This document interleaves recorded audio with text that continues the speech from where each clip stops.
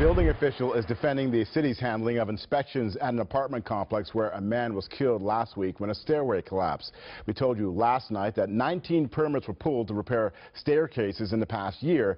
Tonight in a KCRA3 investigation, Kevin Oliver joins us live from Folsom with new details about why the city inspected some staircases before the deadly collapse, but not all of them, David.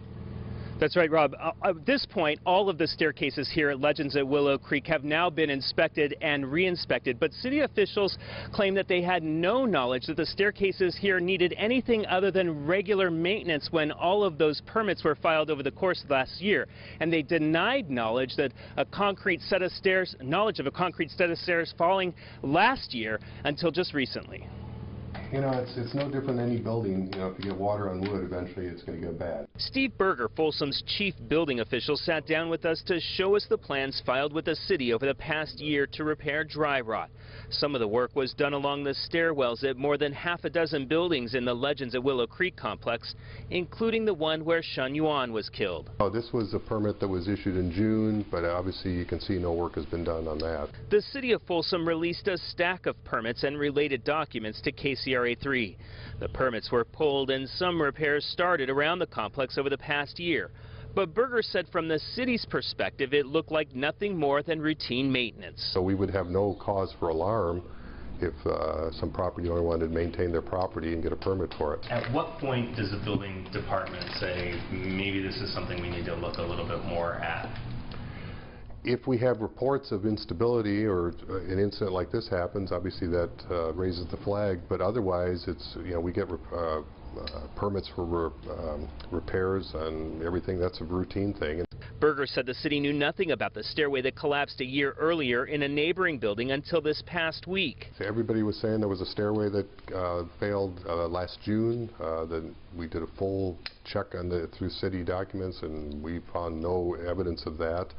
Nothing was reported to us. They came in for permits to repair dry rot and some landings, which is kind of routine. Berger said he was unsure whether the apartment complex was obligated to report the 2014 collapse since no one was hurt. The documents showed repairs were permitted for some stairs on Building 8 where Shun Yuan died, not for the staircase he was on, but the opposite side of the building.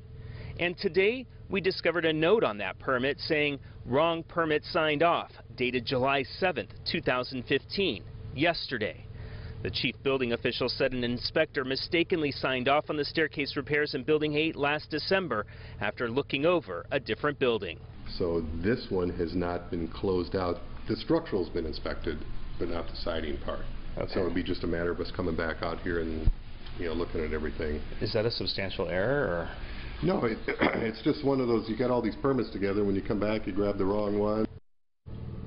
Now, the manager of the complex told me by phone from San Francisco that they didn't call 911 after that first stairway collapsed last year because no one was hurt then, but they did say that the city knew about the issues with the dry rot on their stairwells because they filed those permits to get those repairs made. Reporting live from Folsom, Kevin Oliver, KCRA3 News. So, Kevin, while questions remain on this story, what are all the people living there supposed to make of those temporary beams holding up the stairways now?